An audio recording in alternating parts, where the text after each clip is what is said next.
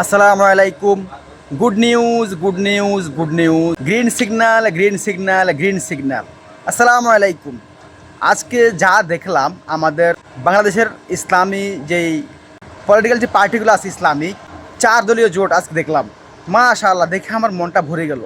আমাদের ইসলামিক, আমাদের যারা ইসলামাইজড, তাদের শক্তি একটাই, সেটা হচ্ছে ঐক্য। আল্লাহ তাআলা কোরআনে বলেছেন, তোমরা আমার এই ঐক্য ধরে রাখো। আর যাই হোক, কখনো তোমরা বিভাজন হয়ে যেও না, তোমরা আমার এই ঐক্য ধরে রাখো।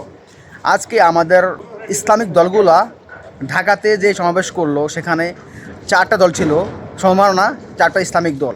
বিলিভ মি, 1971-এর পরে যদি কোনো বেস্ট ইসলামিক ঐক্য হয়ে থাকে, তাহলে সেটা হচ্ছে আজকের এই ঐক্যটা হয়েছে, বা আজকের যে সমাবেশটা হয়েছে, এটাই হচ্ছে সবচেয়ে বড়। যদি 1971-এর পরে কখনো যদি এরকম একটা ঐক্য হইতো, তাহলে অ্যাটলিস্ট আমাদের আল্লামা সাঈদীকে জেলে তাকে জীবন শেষ করে দিতে হতো না।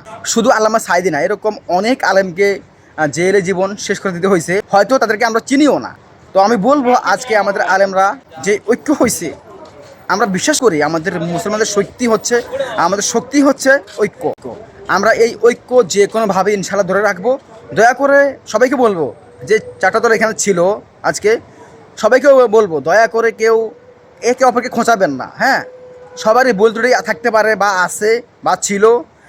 পূর্বে কে কী করছে, শাইখ চরমনায় কী করছে, জামাত ইসলামী কী করছে, খেলাফতে মজলিস কী করছে, হেফাজত ইসলামী কী করছে, দয়া করে এগুলো নিয়ে কেউ কাউকে খোঁচাবেন না।